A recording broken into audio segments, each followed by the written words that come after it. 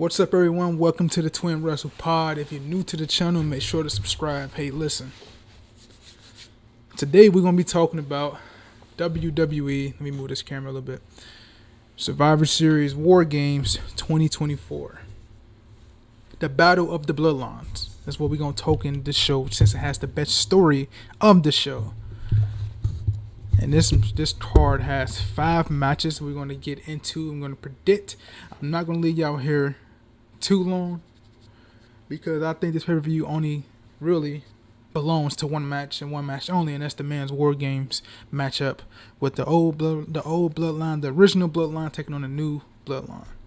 The rest of these matches are obsolete in my opinion. So, without further ado, let's get into this predictions, shall we? Survivor Series takes place at Vancouver, Canada, with a special start time of 6 p.m. Eastern, 3 p.m. Pacific time. And with, I guess the pre-show may start at 4, actually. So it might start on YouTube at 4 p.m. Eastern and, probably 2 o'clock Pacific, maybe. So, let's get into it, man. Let's get to our first matchup. The World Heavyweight Championship matchup. We have a rematch from SummerSlam. Gunther defending his World Heavyweight Championship against the former World Champ, the person he actually beat for the championship at SummerSlam, Damian Priest. Now, Damian Priest got this shot, I think, like 3 or 4 weeks ago in a Fatal 4-Way match. If I remember, I think it was Seth Rollins, Dominic, Damian Priest, and I can't remember who the 4th person was, because I didn't even watch that show that day. And Damian Priest came out on top.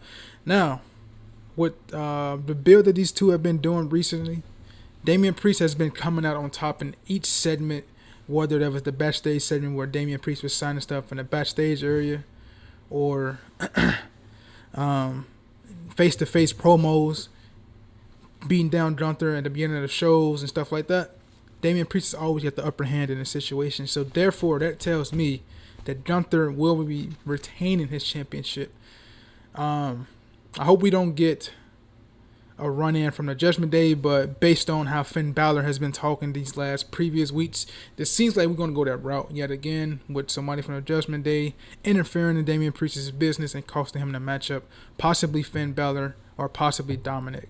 So I wouldn't be surprised if Dominic be involved twice on the show, whether they be in a Women's War Games match and this match with Damian Priest and Gunther. So therefore, I'm taking Gunther to retain the championship.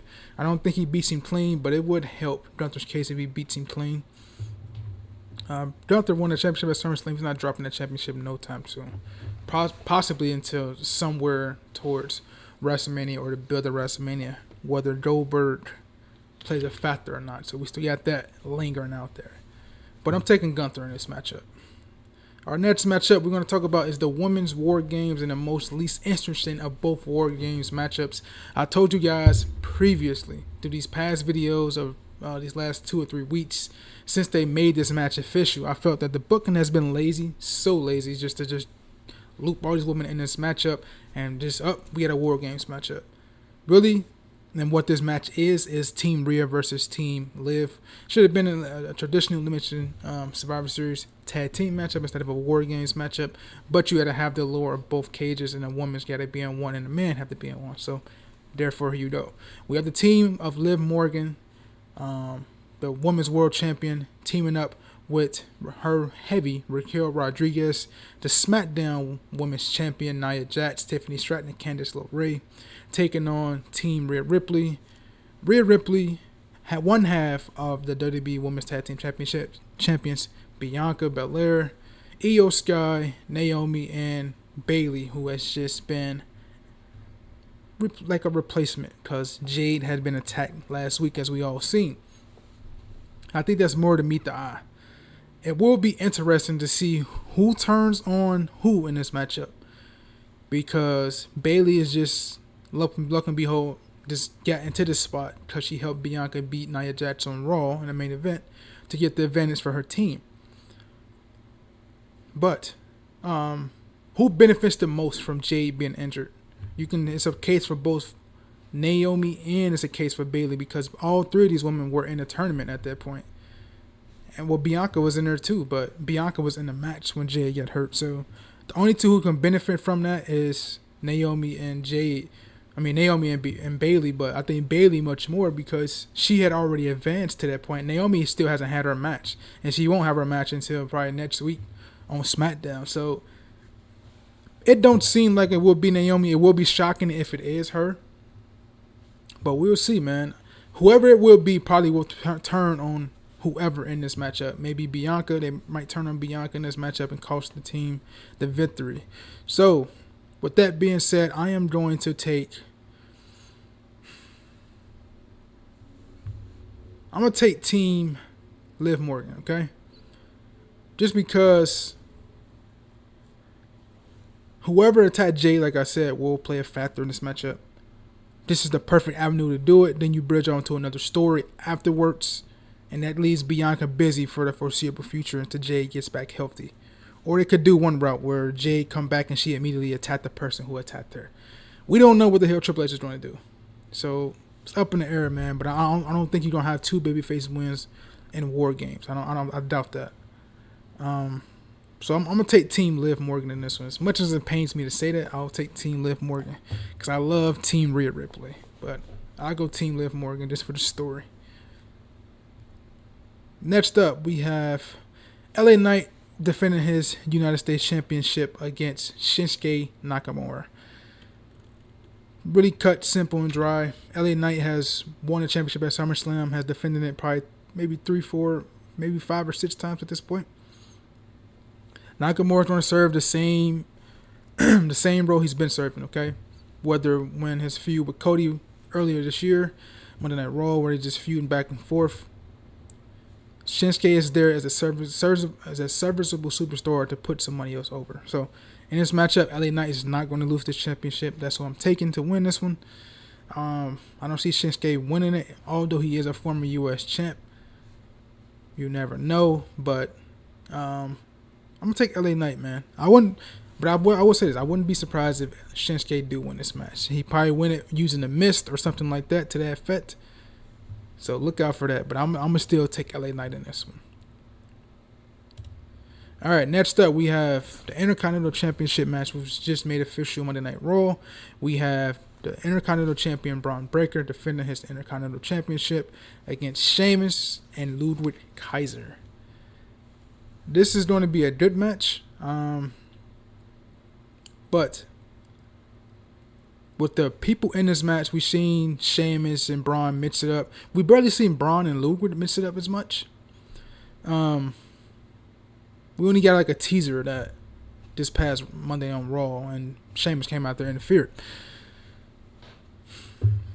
But even with all these participants in it, I just don't see Braun Breaker losing the championship as quick, because he just beat Jay like what? Not even a month ago. Probably late October, early November, somewhere in there.